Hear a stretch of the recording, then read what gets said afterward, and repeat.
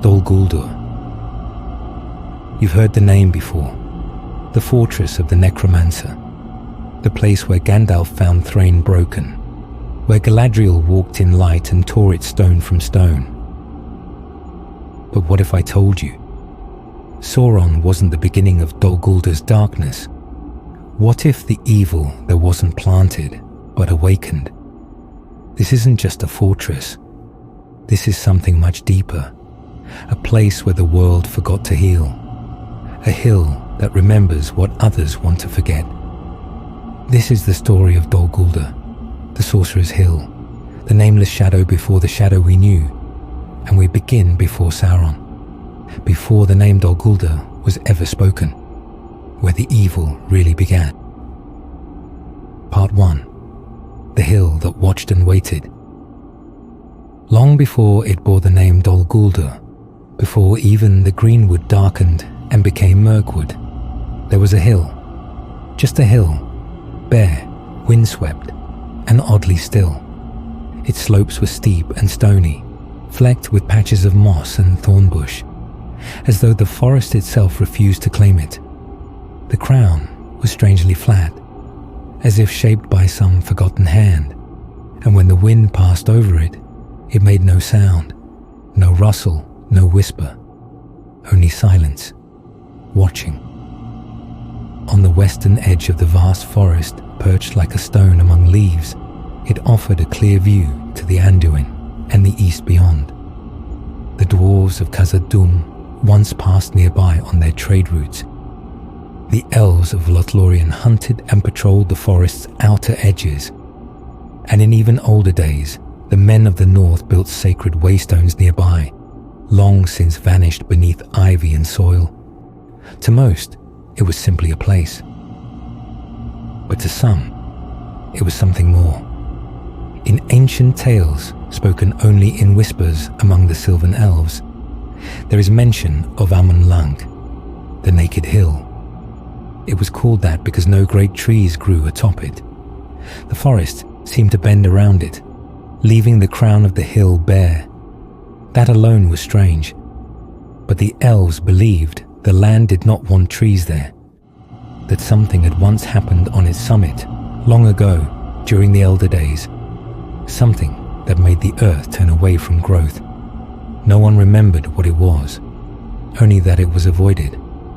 Even when the Greenwood was whole and thriving, the southern reaches near Amon Lanc had a reputation.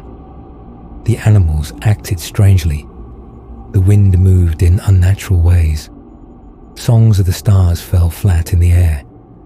And the Sylvan folk, though not given to superstition, did not camp there.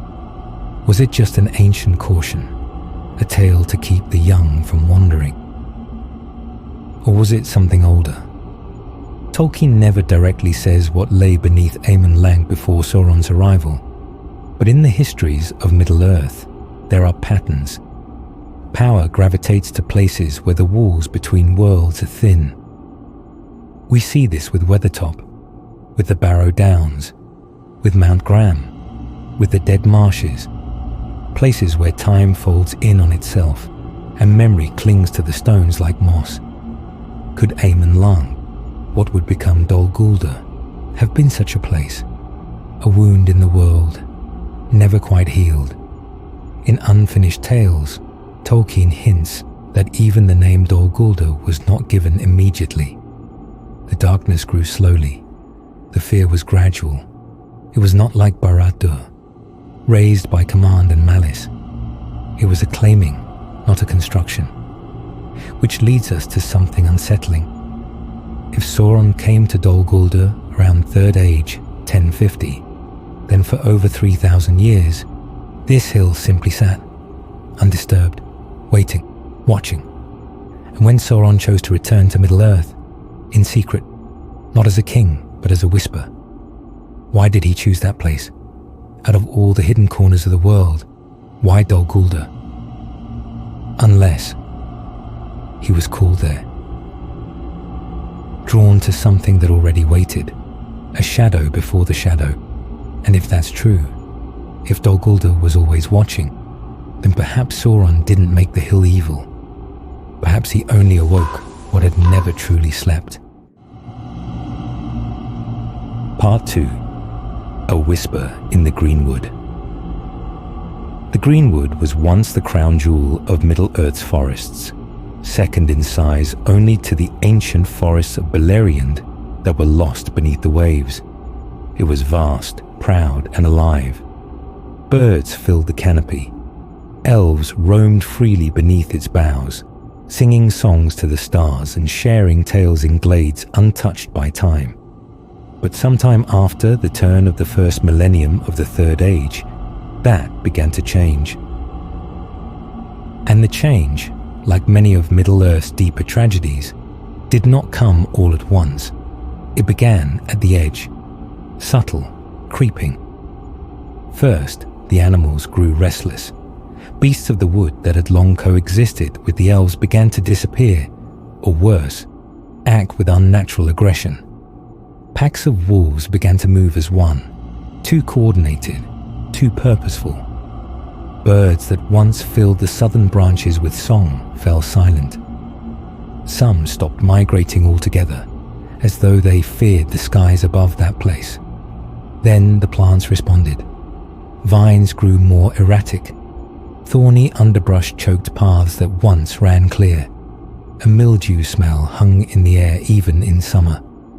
Mushrooms sprouted where none had grown before, pale and unwholesome. But the worst was the light. Even on the brightest day, the southern forest seemed dim. The sunlight filtered through the leaves like smoke. And the deeper one went, the more the trees seemed to shift around you, subtly changing the path behind your back. More than one traveler reported becoming hopelessly lost within half a day's walk, even when they believed they were following known routes. By the time the elves gave the region its new name, Tor Nufuin, the forest under night, or more commonly, Mirkwood, the change had spread far enough that even Thranduil in the north took notice. The heart of the forest remained under his protection, but its extremities, especially the south, had grown foul. The name Dol Guldur appeared slowly, not in official edicts but in songs, warnings, and rumors passed between scouts. At first, it was simply the elves' name for Amon Lanc's new shadow, Guldur, meaning sorcery or dark enchantment. When the full name took form, Dol Guldur, the Hill of Sorcery, it was not meant as metaphor. The place itself had changed. But what caused it? The answer, officially, is Sauron. And it's true that sometime around 1050 of the Third Age, Sauron took up residence there under the guise of the Necromancer. He wore no name, raised no banner, but his presence poisoned the land. And yet, Sauron, the fallen Maya, had many choices. He could have fled east. He could have hidden beneath the mountains. He could have lingered in the ruined lands of Eriador, where Arna once stood. Why Dol Guldur? Some lore masters have theorized that Sauron did not pick Dol Guldur at random, that he felt something in the land itself, an echo, a darkness like his own, ancient and long asleep, a memory that sang to him in the old tongue of fear. He did not build Dol Guldur in his image, he melded with it. From that hill, he watched, he reached, he extended his will into the beasts and the roots. He learned new ways to dominate, not with fire and armies, but with fog and silence and dread. The Sauron who ruled from Barad-dûr was a tyrant, but the Sauron who whispered from Dol Guldur was a phantom, a spirit of decay. The hill did not become evil because of him. He became something new because of it, and that transformation would mark the forest, the Third Age, and the White Council forever. Part 3. The Shadow Under the Hill. By the time the Necromancer's power was fully entrenched in Dol Guldur, something more than corruption had taken hold.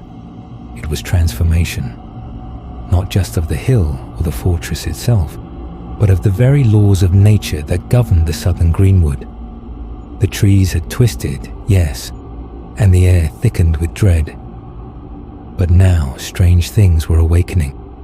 Beneath Dol Guldur, tunnels had begun to form, not carved by dwarves, nor shaped by hands of stone or steel. These tunnels were organic, crawling, damp. Some were wide enough for a man to walk upright, others so narrow that even a fox would struggle, and all of them stank of rot. This is when the spiders came. Great bloated creatures, descendants of Shelob, who herself was the spawn of Ungoliant, the primordial devourer of light. These were not ordinary beasts. They were dark spirits clad in monstrous forms, remnants of a hunger that predated the rise of the sun. They had lingered on the edges of the forest for centuries, but under the shadow of Dol Guldur, they grew bold, bolder and worse, organized. The Necromancer's presence did not command them outright. He didn't need to. His power sang to theirs, and they came like moths to a flame. There was no pact, no alliance, just a mutual hunger that throbbed through the root veins of the forest. Spiders of monstrous size, intelligent and cruel, began to infest the southern woods. They spun webs between the trees, not just to catch prey, but to mark territory. They built lairs, deep and winding. Some say there were spider queens besides Shelob, lesser spawn of Ungoliant that had lain dormant in the dark places of Arda, now called back into motion. And Dol Guldur became the heart of their nesting grounds. Tolkien is deliberate in his silence here. He never quite describes Dol Guldur's deepest chambers, but one can imagine halls dripping with webs, nests pulsing with egg sacs, and bones. So many bones, caked in silk, forgotten by time. The elves who patrolled the forest's edges began to disappear. Some were found days later, bodies shriveled and drained, hanging like ornaments from the trees. Others were never found at all. To fight the spiders was to fight a living nightmare. They whispered in the branches. They moved in perfect silence. And worst of all, they seemed to know where to find you. The Necromancer had turned Dol Guldur not just into a fortress, but into a breeding ground of fear. The spiders were his teeth, his scouts, his natural armor.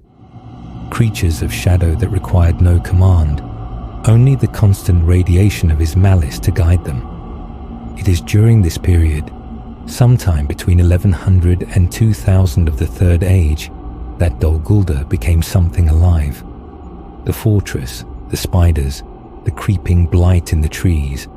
It was no longer just a place where evil lived. It was a place where evil thrived.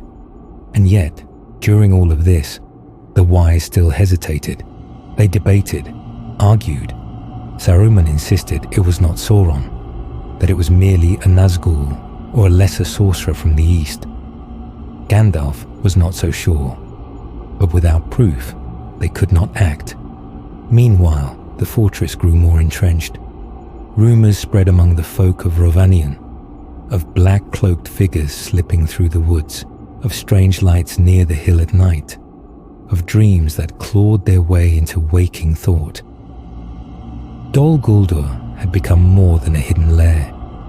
It was a node of power, a spiritual wound pulsing with venom, and the spiders, they were its children. As long as they spun their webs, Dol Guldur remained untouched, because even the bravest warriors feared what moved in the trees, and the spiders, ever patient, feared nothing. Part 4. The Withering of the Wise. As the darkness of Dol Guldur deepened, its corruption reached far beyond the Greenwood.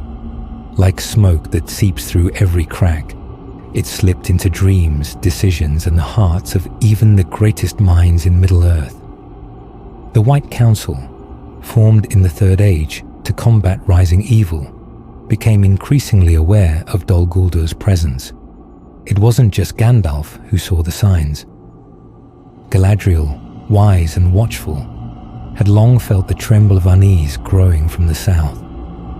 Círdan the shipwright noted strange movements on the sea, as if the world itself recoiled from something unseen. Even Elrond, ever calm, began to speak of Dol Guldur in hushed tones, as though naming it gave it power. And still, they waited. This is where the true danger of Dol Guldur begins to reveal itself, not as a fortress, not as a lair of beasts, but as a psychic weight. It sapped resolve. It instilled hesitation. It offered doubt to the very ones who should have acted. Saruman the Wise was wavering. He argued again and again that Dol Guldur was no great threat. He claimed the Necromancer was a lesser Maya, perhaps one of the blue wizards returned from the east in disgrace. Anything, anyone but Sauron. In truth, Saruman had begun his own search for the One Ring, and if Dol Guldur was indeed harboring the enemy, then time was running out for all of them. Gandalf, ever the wanderer, chose a different path. He would not wait. In 2063 of the Third Age, he entered Dol Guldur in secret, alone. He never recorded exactly what he saw, but something in that place unsettled him deeply. He returned pale and silent, and for nearly 400 years after, the Necromancer seemed to vanish. Gandalf suspected a feint. Others hoped it was victory. They were wrong. For in 2460 of the Third Age, the shadow returned, stronger than before. And this time, Dol Guldur did not merely breathe darkness. It exhaled it. The forest choked on it. The spiders doubled. Orcs began to creep near the edges of the Anduin. Fell beasts circled the skies in the black of night. It was during this period that Thrain II, son of Thror and father of Thorin Oakenshield, vanished while wandering alone on a quest to Erebor. He was captured, dragged through the webs and filth, and imprisoned in Dol Guldur. There, he was tortured, broken. His ring of power, one of the 7 given to the dwarves, was taken from him. His mind shattered. When Gandalf once again returned to Dol Guldur in 2850 of the Third Age, he found Thrain still alive, but only barely. The dwarf did not even remember his name, and before he could be freed, he gave Gandalf a single item, the map and key to Erebor, which he had hidden from his captors. That moment changed everything, because Gandalf now knew with certainty the Necromancer was Sauron, and Dol Guldur was not a hiding place. It was a forge, not of weapons or armor, but of despair, deception, and delay. It was meant to draw attention, to hold the eyes of the wise, to consume their strength while Sauron's true designs unfolded elsewhere. And it had worked. Even as Gandalf sounded the alarm, Saruman, now chair of the White Council, resisted action. He stalled, he dissembled, and the darkness grew bolder. Dol Guldur was no longer a question mark. It was a presence, and the wise, for all their knowledge, had waited too long. Part 5. The Siege of Shadows. By 2941 of the Third Age, the forest could no longer breathe. Southern Mirkwood had become more than dark. It was fetid, thick with rot, swarming with webs, and pulsing with a dread that made even seasoned warriors weep in their sleep. The trees groaned, the rivers stilled. Dol Guldur no longer needed to grow. It had arrived. But now, at last, the White Council acted. Galadriel summoned them to Lothlorien, and this time they came to war. Elrond, Gandalf, Saruman, Círdan, Radagast, and Galadriel herself. The wise gathered their strength, mustered their magic, and turned their gaze to Dol Guldur. And what followed was not a grand battle like at Pelennor or the Black Gate. It was something stranger, older, a war of spirit and will, a confrontation of light against rot. In Tolkien's own words, the White Council attacked Dol Guldur and drove Sauron from his hold. But that sentence, so clinical in its brevity, hides something deeper, something we must now uncover. For what was it, truly, that the White Council faced? The Necromancer, now known to be Sauron, did not flee in terror. He left because his work was finished. Dol Guldur had bought him nearly 1,000 years to rebuild. While the wise argued, he had returned to Barad-dûr. But he did not leave Dol Guldur empty. He left traces. Gandalf once wrote that even after the assault, Dol Guldur remained a place of evil, that the shadow clung to the stone like rot to bone. It was not purged, only scattered. The attack had succeeded only in displacing the darkness, not destroying it, and that perhaps was his purpose all along. This is the great irony. The White Council's greatest victory was not a triumph, but a delay. Meanwhile, elsewhere, a company of dwarves departed from the Blue Mountains, led by Thorin Oakenshield, and with them walked a hobbit, small and uncertain. That journey toward Erebor was seeded by the map and key Gandalf had received from Thrain in Dol Guldur. The threads tie back here. The Hill of Sorcery did not just birth despair, it catalyzed hope, unknowingly, indirectly. This too is part of Tolkien's deeper message, that even in the stronghold of the enemy, the tools of salvation can be found. But Dol Guldur did not fade. Even after the Necromancer's departure, it remained under the watch of the Nazgûl, most notably Khamûl the Easterling, second only to the Witch King himself. The fortress remained active throughout the War of the Ring. Orcs still moved in its halls, the spiders still fed, and the shadow endured. It wasn't until March 3019, after the destruction of the ring, that the final blow was struck. Galadriel, walking in glory, cast down the walls of Dol Guldur. The Lady of Light stepped into the heart of shadow and unmade its form. But not even she claimed to fully cleanse it. She destroyed what could be destroyed, but what had been awakened, that was another matter. And it is here, at the foot of its fall, that we must ask, what was Dol Guldur really? A fortress? A smokescreen? A fragment of Sauron's will? Or something far older and far more dangerous? In the next and last part, we enter the deeper shadows, where speculation begins, and some secrets are better left buried. Part 6. The Thing That Watches Still. So here we are. The fortress is destroyed. Sauron is cast down. The ring is gone. The world moves on, but the hill remains. Dol Guldur is quiet now, broken. The towers shattered. The webs burned. The spiders scattered. The forest breathes again, cautiously, like a patient waking from fever. And yet, even Galadriel, Lady of Light, wielder of Nenya, the most powerful elf in Middle-earth, did not claim it was fully cleansed. Why? Let's return to the beginning, to Amon Lanc, the naked hill, the hill where no trees grew, the place the elves avoided even in Greenwood's golden days, a place of silence, of watching. What was it truly?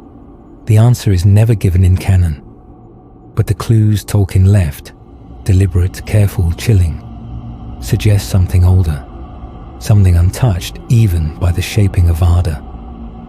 In the Silmarillion, we learn of the music of the Enu, the divine symphony that shaped the world, but we also learn of discord, sown by Melkor, and where discord entered the music, it left wounds, weaknesses. What if Dol Guldur was one such place? A crack in the harmony, a rupture left unresolved, not created by Sauron or even Morgoth, but by the deeper disharmony in the very foundation of the world.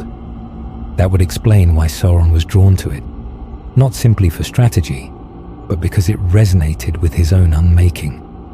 It was a node of undoing. It would also explain the paralysis of the White Council, the awakening of spiders tied to the line of Ungoliant, the way even light dimmed on that hill. And here is the darkest thought of all. What if Dol Guldur was not a place of evil, but a place that revealed it, a mirror of sorts, reflecting the will of whoever claimed it? When Sauron came, it magnified his deception. When the spiders came, it deepened their hunger. When the White Council came, it divided them. Even when Galadriel came to destroy it, she did not linger. She tore down its stone, but she did not dwell there, not even to bless it, not even to cleanse it, because some places, some wounds, cannot be healed. There are whispers among the lore masters of Rivendell, of a second spirit, a shadow without name, older than even the Balrogs, a thing never born in flame or form, a being that did not rebel with Morgoth because it never aligned with anything at all. Could Dol Guldur be its resting place, or worse, its eye? Amon Lanc, the naked hill, always watching, always waiting. In Tolkien's world, evil is rarely simple. It's not just monsters and battles, it's slow, creeping. It's the temptation to wait when you should act, the fear of truth, the desire to control that which cannot be controlled. And in that sense, Dol Guldur is not just a ruin.